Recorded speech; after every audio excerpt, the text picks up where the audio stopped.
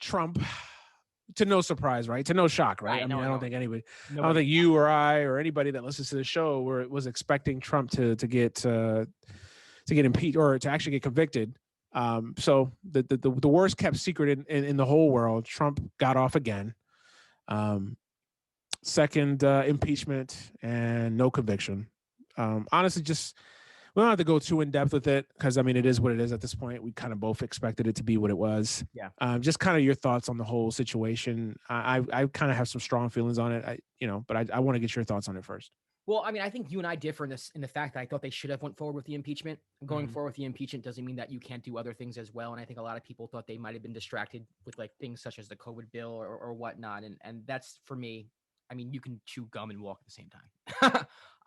I agree with you, but has Congress proven that they could do that? That's the thing. This is the Senate, and that has to get through the House and Right. and all that. So I mean, it hasn't even reached the Senate yet. So even if like the Senate wasn't doing the impeachment, they don't have the bill in front of them. So for me, like I think for what President Trump did at the time, you have to at least show an attempt to hold the man responsible. Not just him, but the Ted Cruz's of the world, the Lindsey Grahams of the world, the Matt Gaetz, all those guys. You have to show an attempt because all you're basically doing if you don't show an attempt is saying, yeah, you can incite an insurrection on the U.S. Capitol and get away with it, and we don't care. Listen, we all knew nothing was going to happen. We knew that the Senate was not going to convict Trump. I knew they weren't going to convict Trump, and I am not a fan of virtue signaling, which I think this probably was at the end of the day. It's like, hey, look at us. We're trying to do the right thing here. I get it, but you still have to at least attempt it because if you don't attempt it, it sends the wrong message. It sends a message that you can get away with anything. It sends a message that you can do whatever you want if you're president of the United States of America. Unfortunately, the Republican Senate doesn't have any balls because basically, and I think this is the bigger problem, and this is something I'm going to get your opinion on. We spend so much time talking about the Ted Cruz's of the world. We spend so much time talking about, the Republican senators and their congressmen. The real problem to me is the base. We have to stop pretending and stop throwing all of our vitriol towards the people in DC. I understand they have a lot to do with it. I understand they're pieces of shit because they are, but if their base didn't believe what they believed, if their base didn't have these views that they had, they wouldn't be advocating these type of things. If the Republican base had a spine, if the Republican base was calling for integrity, if the Republican base was calling for law and order, that Senate would have voted to convict Trump, period. Because that's what their base would have wanted. So they're following what their base wants. They're following their base's order. And that base has turned completely toxic and to me, just despicable. I'm not saying every Republican's like that, but if we're going to pull together Republicans and just talk about most or majority, I know it's generalizing, but I don't give a damn anymore. Like the reason why the Republican Senate and the Republican congressmen and women are acting the way they're acting and pushing for policies that they're pushing is because the base is fucking despicable. And I'm just sick of I'm sick about talking about Ted Cruz and all these disgusting senators without actually talking about the base and the real problem here. 70-something people voted for Donald Trump after 4 years of what he just did. I'm not saying Joe Biden's great, but at some point with the about face and be like, there's a problem with the citizens of this country, a huge problem. And I don't know how we fix this.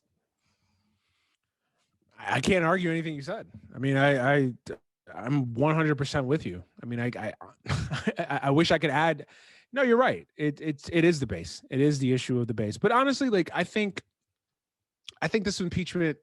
Yes, we were on opposing sides of this because I kind of felt like it was more grandstanding and virtue signaling than it was actually because they knew they were going to lose. That's why. Right. So like to me, it was just kind of like like I said before, if this would have happened January of 2019, and I'm not trying to be okay. I'm not saying that what Trump did or what Trump contributed in doing was okay. He incited an insurrection. He incited a riot. Insurrection, riot, uprising, whatever adjective you want to use to describe it, he incited it, right? And that should not go unpunished. But I also feel like timing is everything. And I also feel like you have to kind of read the temperature of the room. And I think that you also have to understand, like literally the night that, these attacks were going on, right? Or the aftermath of that, the same night, the Senate voted to ratify the election or certify the election. You literally had 7 Republicans that failed to ratify the results of the election, like literally, as they literally were ducking behind their tables and desks and fearing for their lives, like they refused to ratify what we already knew was the result of an election. So like, why did and I'm getting there, but it's like, what right. like what else do you need, right? So like you're 100% on the base, and I agree with you. Like I think the base is ultimately to blame here because you are like the politicians in part are responsible for, they work for their donors, obviously, but they also work for their base. They're doing what's politically expedient for their careers, right? So they know if the base wants one thing, or if the base is here, then they're going to try to follow along because that's how they advance their careers. That's how they go about getting higher power, right? So this just makes apt sense. But I just think that I think Democrats, and I'm aiming this more towards the establishment. Like we gotta give up this dream of like, oh, if we could just get back to normie Republicans, there's still a kernel of them out there that if we just get them to our side, see, there's still our Republican friends out there. Like, no, that again, the country club Republican, the days of them being the dominant figures in the Republican Party are over with. But they never really done. existed. That's the thing. They were a small minority. Like I always felt like they were never really a big. That aspect of the Republican Party was never a big part of the Republican Party. No, but they would dog whistle and they used euphemisms, and that right. That's the reason that we're here now, right? And I'd go back to Atwater and oh my God, Goldwater, and Reagan and Bush, and obviously Bush won, and like, so they laid, I mean, hell, forget that. I'd go back to Nixon, right? With Law and Order and all that shit. So they set the groundwork for this when the parties flipped in the late 60s, early 70s. Like they laid the groundwork for this. And like now this is where we're at now, right? Where you can't spend 50 years using dog whistle politics and moving your base further and further and further and further and further to the right. And then like, are aghast that this is where we're here. This is where we're at now, right? Like this is, like this is the result of it, right? So it's just extremely frustrating because it's like, I think that the Democrats, like, what more do you need to see to know that this is like you are who you like? I live by this motto: like, if someone shows you who they really are, you believe them, right? Like, and I'm not saying believe them after like the 5th attempt. Or the 27th attempt. Like, no, like 1 or 2 chances. Like I've seen. Like, right. Like if you show me that you're an asshole, then I'm going to just assume that you're just an asshole. Like I'm not going to give you 45 other chances to prove to me that you're not an asshole. And every single time you prove to me that you're an asshole, then I'm flabbergasted. Like, oh geez, I didn't expect it. I had no idea that you had these feelings. Like, no, actions speak louder than words.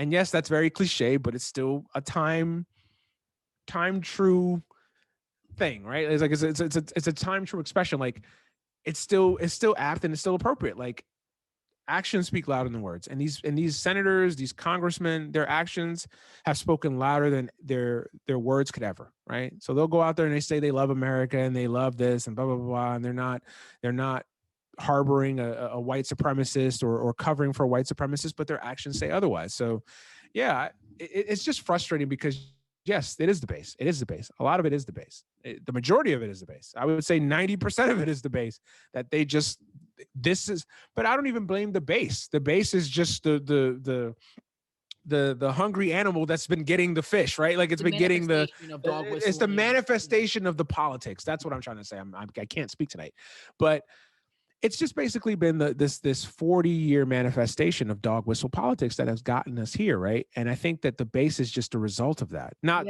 absolving them. Dog whistles can't work unless you can hear them. Do you get what I'm saying? Like I get what you're saying. Yeah. I get what you're saying. Like dog whistles for that, they're not going to work on you and I. Like, and I'm not saying, and this again, like I want to be very careful what I'm saying. I don't think every Republican is racist. I don't. But to be completely honest with you, I think a large part are.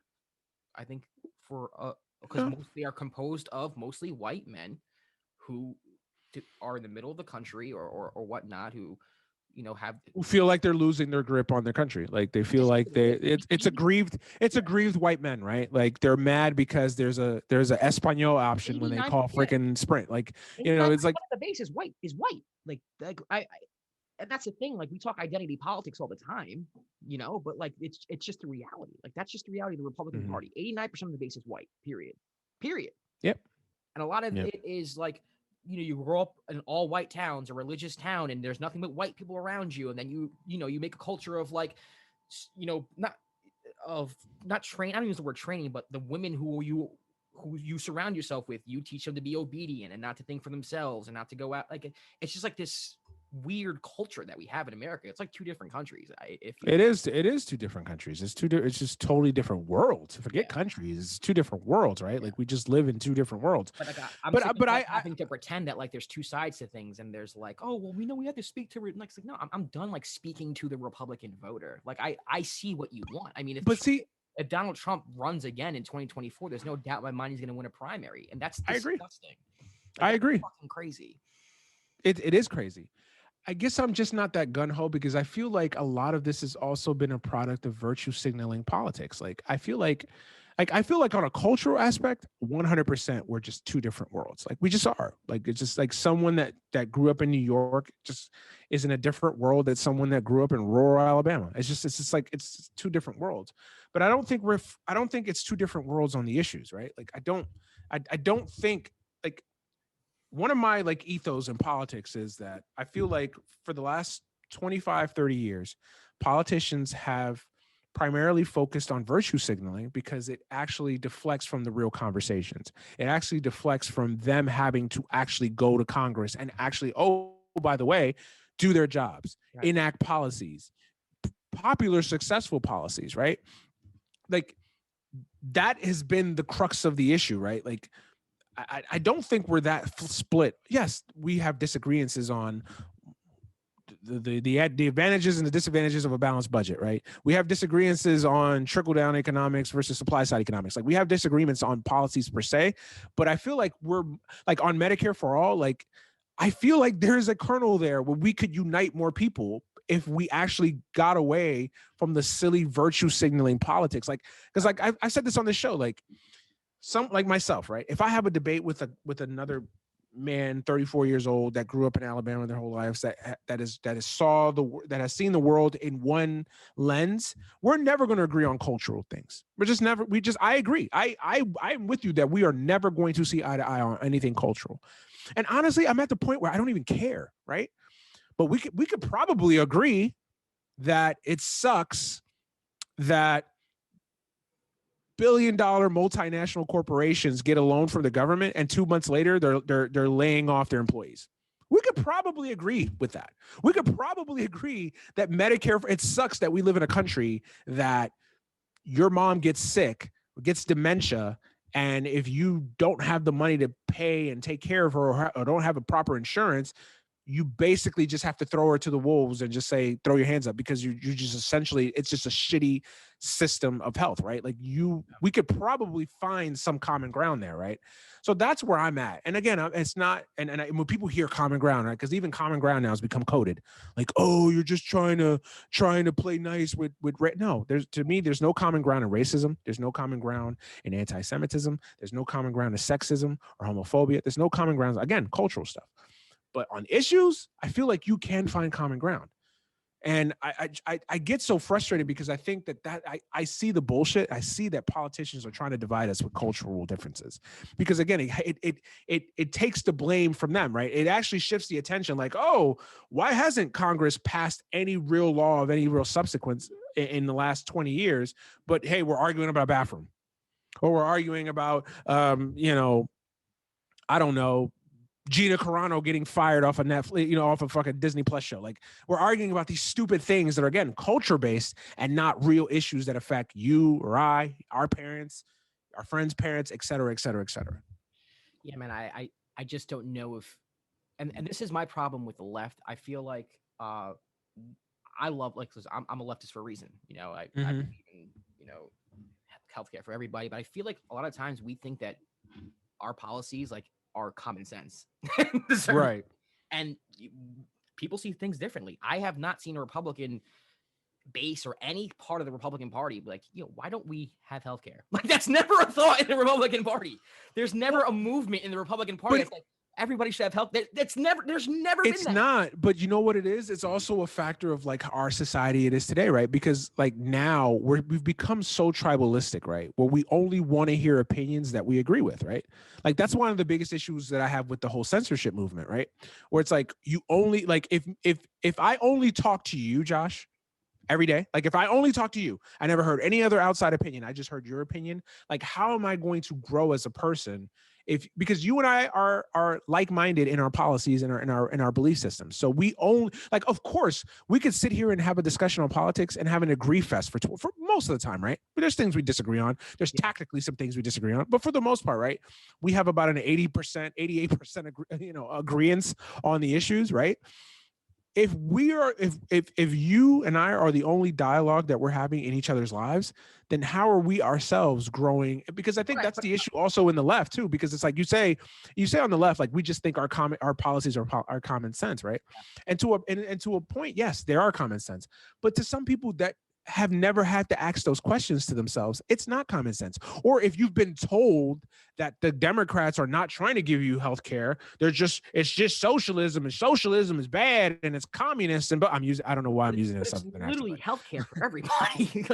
but look how it's framed. I get it. It's socialism. Socialism's bad. Look what happened in Venezuela. Look what I get it. But my thing with that is like, okay, so like, what are you doing? Like, what are you proposing then for healthcare? Because you agree that healthcare doesn't work for this country. So what is your proposal? And all they did for 6, 7, 8 years was try to repeal Obamacare. And then when they got into office, they didn't actually do it. They did not present a plan. But the Republican base didn't care. They didn't care, Manny. I don't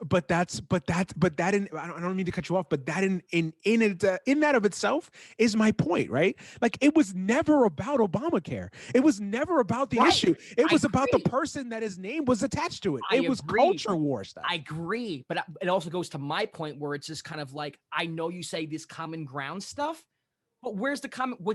When we talk about healthcare, there's no part of the Republican Party that goes, hey, you know what? Maybe everyone should have healthcare. That doesn't come out of anyone's mouth that's a Republican or a conservative. Maybe anecdotally, maybe I know a conservative or two who might say that. But as far as like a caucus in the Republican Party or a base in the Republican Party, or you know why?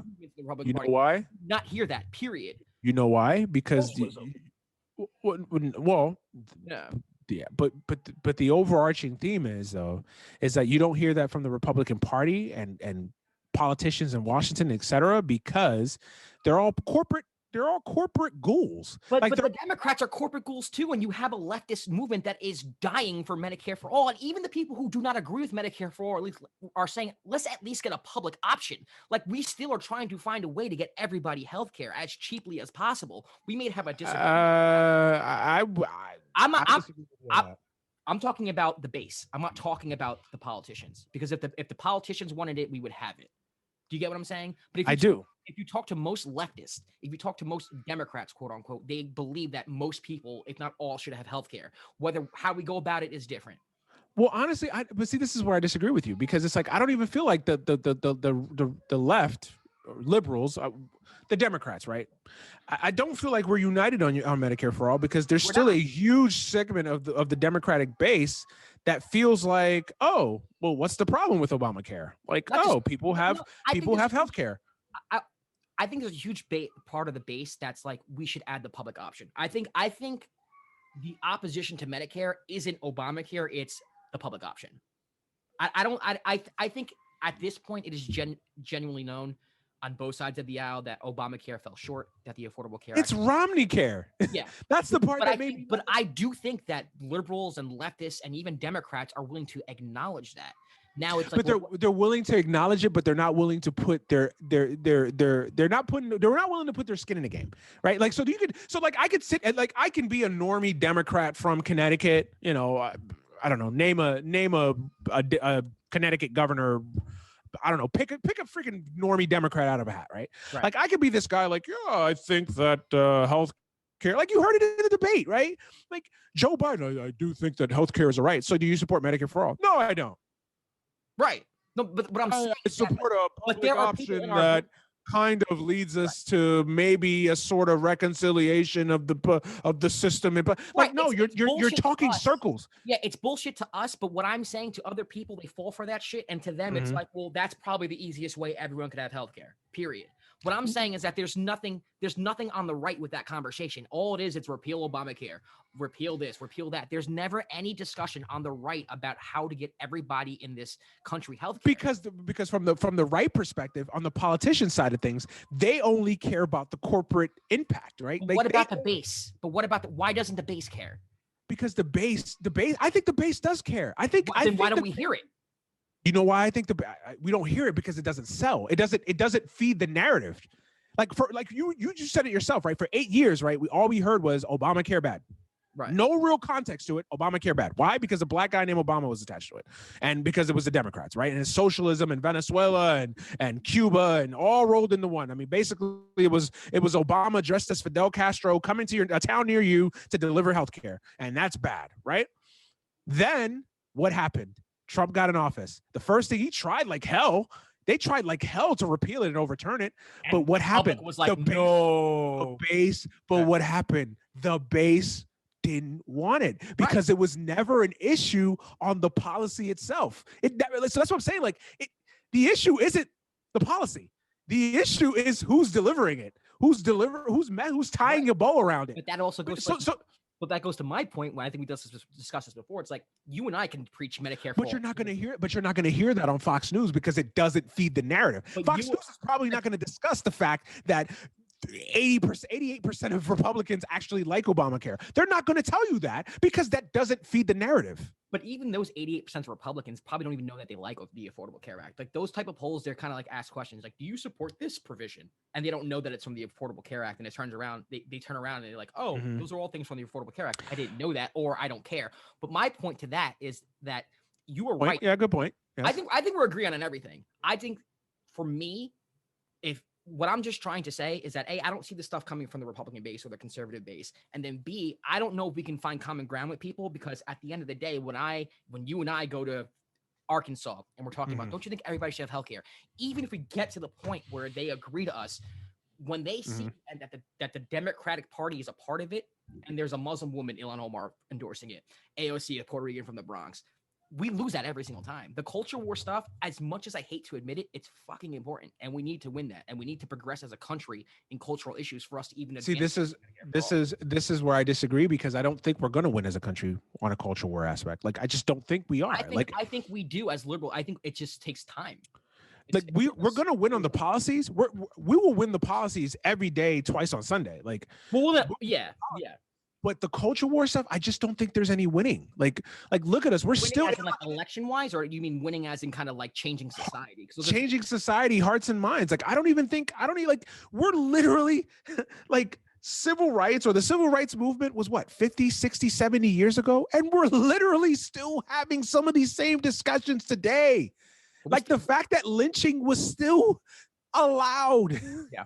Like as recently, I think it's still allowed. Like I think it still hasn't been in some parts. It's still like the fact that we're still having these conversations in 2018, 2019, 2020. It just shows us like we're still, of course, we're not where we were, but we're still so far from advancement, and we're still so far from being where we need to be. So like that's where I'm saying like we're never gonna win a culture war. We're never, because you're always just gonna have this just annoying like whataboutism game, and it's like, oh well, they suck because of this and you suck because of that, and it's like we never get anywhere. And my thing is, and this is why me and you talk offline, it's like well, get involved in politics, and it's like this is why I can't get involved in politics, because I'm an issues guy. Like I will sit down as long, again, there's a couple things that there's no difference of opinion on. You don't think my life matters? We can't sit down and talk. Like you're homophobic, we can't sit down and talk. You know what I'm saying? Like work for the country, man. Like that's I understand that. But I feel like there's folks, and maybe I'm naive. I'm willing to accept that maybe I'm naive. Maybe I'm full of shit. Maybe I have a pie in the sky mentality, right? But I'm willing to believe that there's some people that honestly, once you kind of sit down and explain to them, because I really believe that there's a lot of people that just hate Obamacare because they've been programmed to hate Obamacare. I think most people hate Obamacare because they're programmed to hate Obamacare. Right. Or they just hate the Democrats because they've been programmed to hate the Democrats. Yes. And vice versa, right? Like you've been programmed to hate Republicans. But like I disagree with that, man. You don't see not us. Do you know honestly, when you think of Republicans and conservatives, they feel more like a party. They feel more like a tight-knit group. This is anecdotal. I will fully admit that 1000%. I could be wrong with this when it comes to like national data. But to me, in my experience, living in New York, the whole Democratic Party isn't a thing where we're like, we vote Democrat and we are Democrat, F Republicans. That's how it's never been with anyone I know. Ever. Hey, I don't know. Maybe you're right. Democratic Party families. I know a lot of proud Republicans and proud conservatives, and they will. I know a lot of proud Democratic families. Well, that's why I said it's. That's why I said. I know, and yeah, everything is relative to your experience, right? So like, I can't sit there and tell you you're wrong. I could just tell you based on my experience. I've seen a lot of like vote blue. I've seen a lot of vote blue, no matter who. Well, I've seen that lately because Donald Trump took office, and it's like, well, we got to vote. No, it was before that. I think it was before that. It was like anything with Donald Trump, right? Like everything just becomes hyperbolic because it's Donald Trump. It just the stakes are raised because of Donald Trump. But I think it was like that even before then. Like I think it was this before then. Like so I don't think that like all of a sudden this just changed or became worse or got exasperated. Like, no, I think it was always like that. So I'm saying anecdotally, I don't know anyone who's like, I'm a Democrat. Boom. I know a lot of people who are like, I'm a leftist, I'm progressive, I'm liberal, I vote Democrat because, kind of have to. That's how I. And I'm telling you, I know a lot of folks that just have been Democrats because their mom and dad. Then how do we lose elections? How do we lose elections? There are more of us registered as Democrats. More people lean left in this country. How do we lose elections? How? We lose elections because Republicans know how to win in politics. And because Democrats don't, or people who are registered Democrats are not interested in it because they don't look at themselves as Democrats. They just vote for Democrats whenever they so happen to vote. That's my point. If Democrats treated the politics like Republicans, they wouldn't lose an election, period. But now you're getting to a separate part of the conversation, right? Why do we lose elections? And not that, I mean, we could be here all night with just on that question. I just mean sheer numbers and sheer numbers. Right. And sheer numbers. But people like to think, this is what gets me annoyed, right? Like people like to think that politics is just a sheer numbers game. And it isn't. In parts it is, and in parts it isn't, right? So like just a Cliff Notes version for everybody. Because again, we could be here all night just on Josh's question of like, how do we lose elections? Right. But I feel like we lose elections because I feel like and I said this, Republicans are better at politics than Democrats or just liberals in general. They're just wetter. They're wetter. They're better at politics. They probably are wetter too. Shit. They're better at politics. They're wetter too. Oh, wet. No, they're better at politics than we are. Yeah. And the reason I say that is because I don't think every Republican agrees with every like you think the normie Republican agrees with the far right extremist wing of the Republican Party? No, they don't agree on those things. In like the extreme, do you really think that like George W. Bush agrees with like the Alex Jones wing? They rather align themselves with QAnon supporters who think Democrats are pedophiles. Because it's all about. But here's the thing, I'm trying to get around to that point in a long-winded way. Okay. But here's my thing, right? Yes, you're right. They rather align themselves with the Alex Jones, the QAnon wing of that party because they understand how power works. They understand that, like, hey, there's strength in numbers, and B, they look at it as existential. Like, they don't care. They understand that, hey, I may not agree with this. Like they may think that like a Marjorie Taylor, whatever her fucking name is, that quack job that just got booted from her committee assignments. Like they understand she's a piece of shit and that she's whacked out of her mind, right? The normie, the country club Republicans, they probably think like, yeah, she's funny. She had a little quacked out little booger there. But they understand that, hey, she has appeal. She has a base. She has people that support her. She's more valuable to us in our fight. They look at this shit as a war. The Republicans look at this shit as existential war. This is a war on our way of life. This is a war on our way of thinking. This is a war on what we believe America should be. And I don't think liberals and Democrats see it in the same light. We look at this shit strictly as like, oh, well, why don't we have healthcare? This is common sense. This is just a common sense fight. Like, no, Republicans see this shit as war. Like this is no different to them than the French Revolution. This is no different than the Arab Spring to them. Like they really believe this shit. So this is why, and with that, when you make something existential and you make this like a battle for I hate that, the battle for the soul of America. Right. Like for them in their mind, this is what they really believe, right? So when you make that, there's nothing that you wouldn't do to A, win that war, and B, you have to understand how power works. Republicans understand that, hey, we can sit here and we can get back and forth on these little cultural war arguments and whatever, but how do you really amass power? You amass power through the presidency, you amass power through winning these state leaderships, government seats, and you amass power with the courts. Right. And Democrats and Republicans have not understood that. They just refuse it. Like it just like they're brain dead to that. It's like everybody's celebrating Trump is gone, right? Like this is what pissed me off that Saturday when it was finally announced that he won, right? Or Biden that he won and Trump lost, right? Everybody's in the streets honking their horns. Yay! Trump, the evil monster, is gone. And yeah, part of me was excited too, right? But then I looked at it, I was like, yeah, he's gone, but the damage is already done. Republicans got the court. Right. They got the Supreme Courts and the lower courts at that. Generational damage. Right? The tax cuts have already been passed, right? Right. Trump won. He may have lost the battle, but he won the war. He won the war. He's divided the country.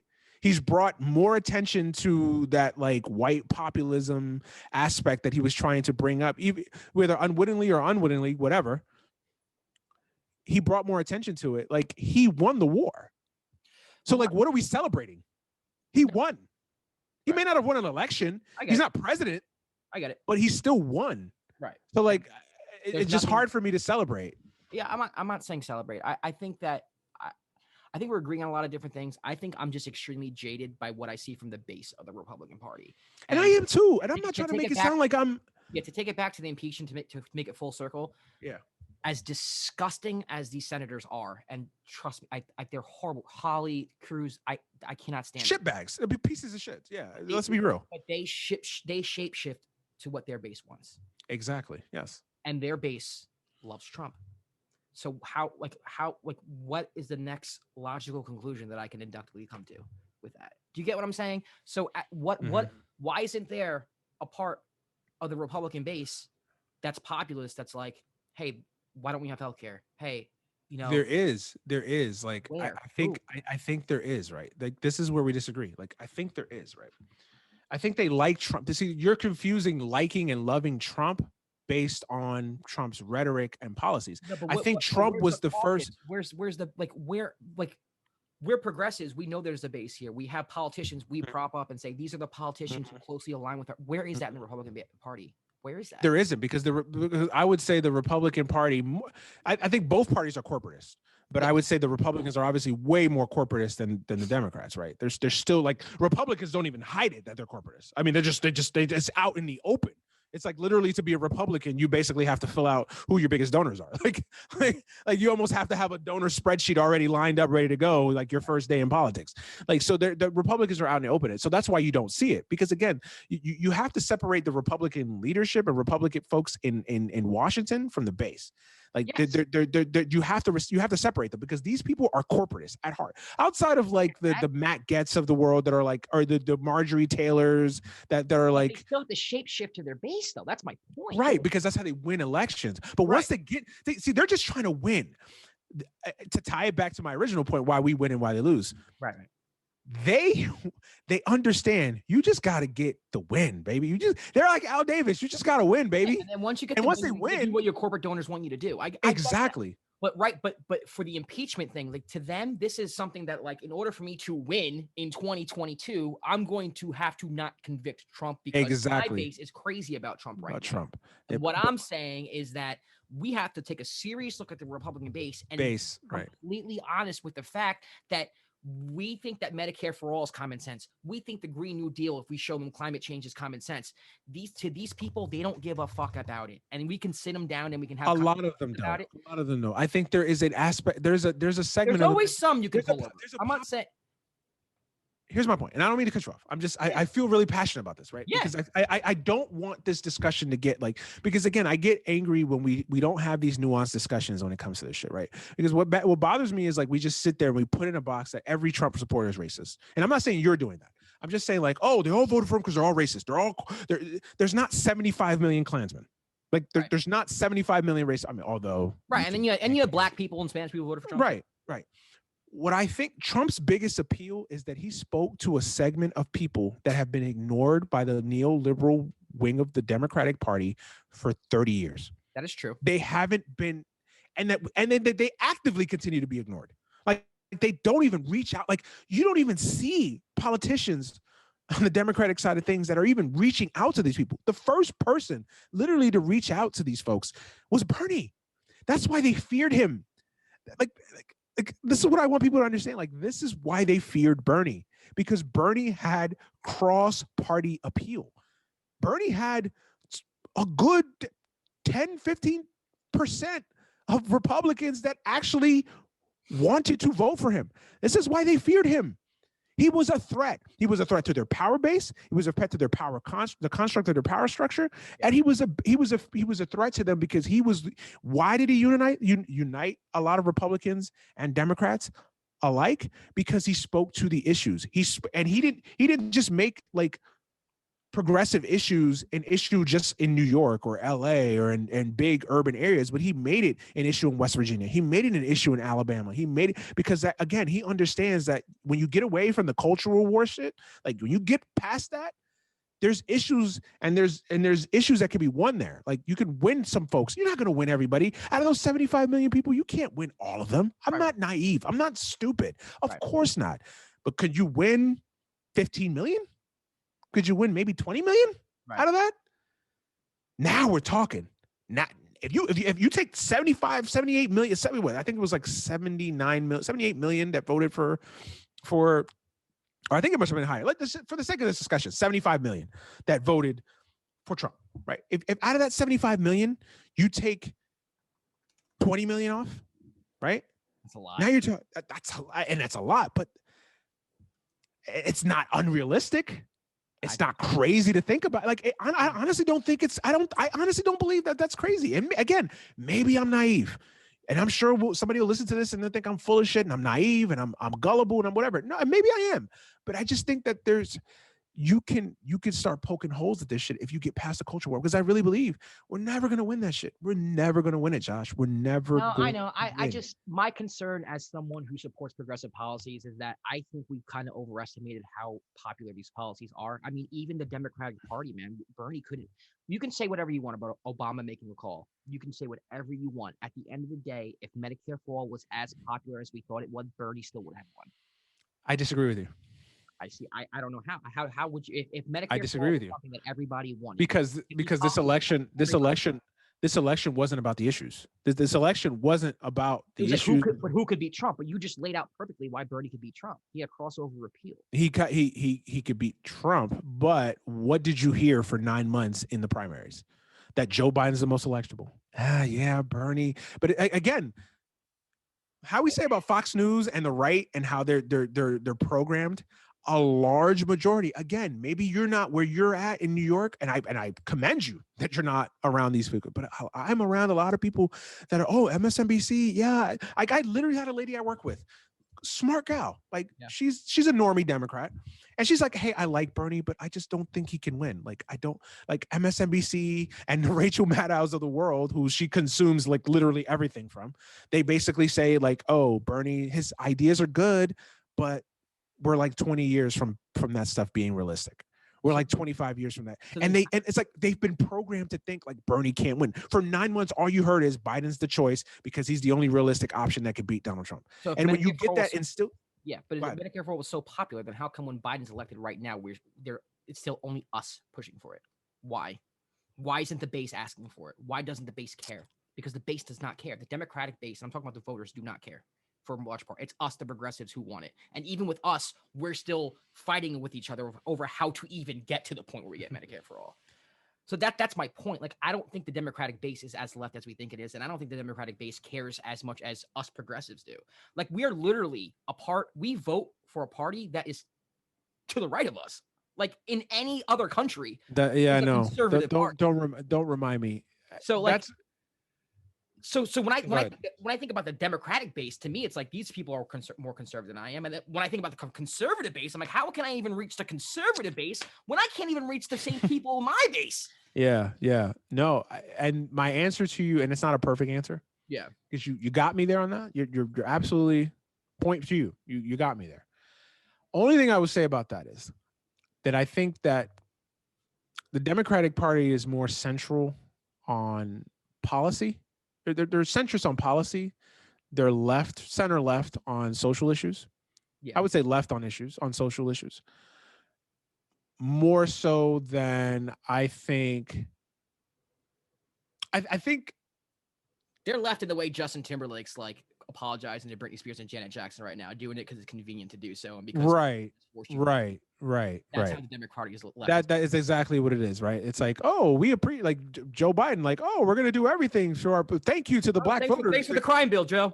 Appreciate yeah, exactly. Like, thank you for thank you for coming out, and I'll never forget you coming out, even though, he literally like Joe Biden's like thanking black people election night, right? That he won, right? And like, oh, thanking black people that you supported me. Thank you and I'll never let you down, even though he refuses to pass a stimulus check that would help a large majority of black people currently right now. It's like, but yeah, you could say BLM and all this. And he's sidebar. Can he pass that executive just to check themselves? Is that something he can pass? I think he could. Okay. I think he could. He honestly could. Okay.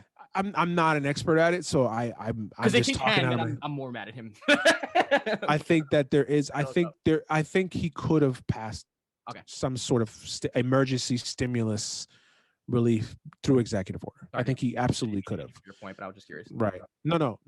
I kind of lost my train. No. So what I'm saying is like, why, going back to the point that you made, and we'll wrap up with this. Why Medicare for all? If it was so popular, why does the base does not care about it? Because I think that we're not like, I think there's a segment of the Democratic base that deep down believes that Medicare for all is the way we should go.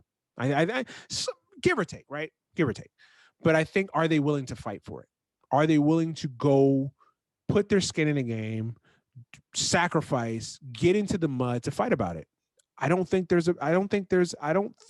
that the Democratic Party views healthcare as an existential issue. They're more concerned with other things that they feel are more existential than healthcare, because they look at Medicare for all as like, oh, well, Joe Biden's not for it anyway, so what's the point of fighting about it, right? Like, he's already came out and said he's going to veto any bill for Medicare for all, right? Yeah. So they probably feel like it's a waste of time.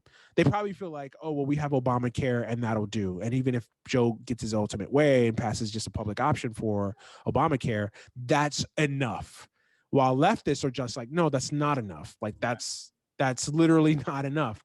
Right. So I think, I don't have a perfect answer for your question. I think it is popular. I just don't know if the Democrats are willing, or I don't know if the Democrats look at it as existential as we do.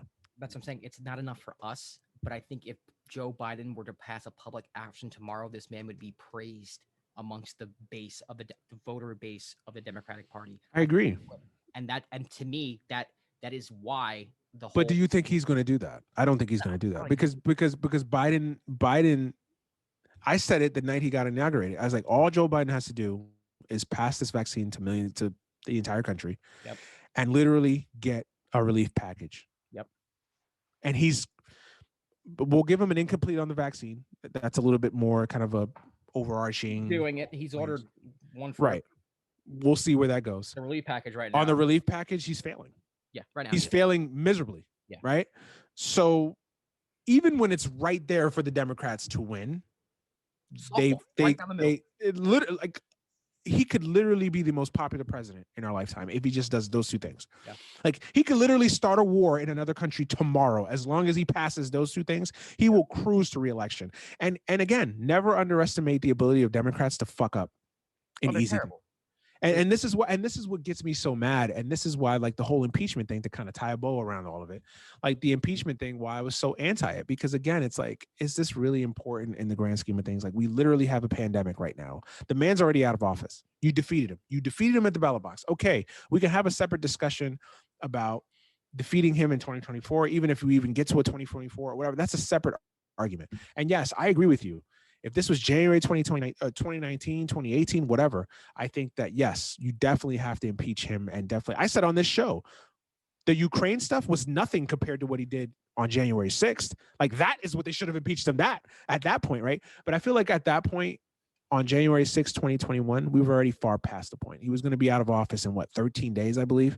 Yeah. You almost have to just say, you know what? Just get him out of office, and then we'll just, because we have other pressing needs. Like right now, again, the stimulus fight. Yeah, but we can do both, right? Why can't we do both? Democrats have proven they can't do both. That's the problem. Like, Josh, you give them more credit than I do. Like, they have not proven that they can do both.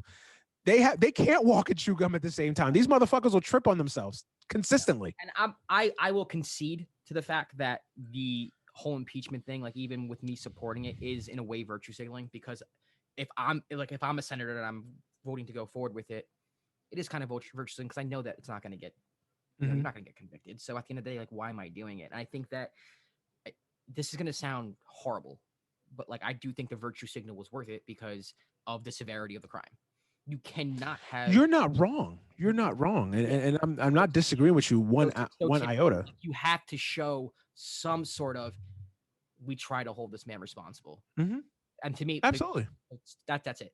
Now you can argue like they should be doing other things, and I agree. Like, there are millions of people right now who don't have a job, who don't have healthcare, and who need that check right away, and that is very effing important. We should get on that immediately. But I mean, like I said, like, maybe it's on me for expecting so much out of the Democrats to walk and chew gum at the same time. But like, you're perfectly capable of going to an impeachment hearing and then going back into your office and saying, okay, this is what I want in the relief bill. Like, that's your fucking job. Right. But this is, and I'll close with this. It's like, you're not wrong. I'm 100% with you on that. Like, I can't debate you. You're absolutely right. Like, yes, he did need to be held accountable. The problem is that I don't trust the Democrats to hold him accountable because of Republicans, because of these senators. Like, you're never going to convert. Okay, what? Like, I think 7 or 10 actually, they got 10 senators to actually flip on him, which is not nearly enough. Like, at the end of the day, sometimes you have to know which hill to die on. And you have to know that, like, hey, this is on the morals. Yes, it's a worthwhile investment, and it's something that we should do. But at the end of the day, what are you really accomplishing? If you're really not going to sway Republicans, and you're not going to convince these senators to convict him, then what is the point? You're literally wasting taxpayer dollars that honestly could go to other aspects and to other causes on an impeachment for a guy that's not there. And honestly, I would say that it's not even virtue signaling. They're so terrified of Trump running in 2024 that they almost did this almost to keep him from running in 2024. Like, they feel like, right, exactly. Which is, and I guess I saw through the bullshit. So that's what made me even more like, they're just doing this because they don't want him to run in 2024, which is, I commend them. Obviously I do. Right. But again, it's like, you're not going to win. You're not winning. Like, so it's like, what's the point? Yeah. You're better off fighting the fight you can win than fighting this fight that's going to lead you to nowhere. All right. That's it. No, I see your point of view. And in the roundabout way, we got around to the whole impeachment thing. We kind of veered off in some different directions, but yeah.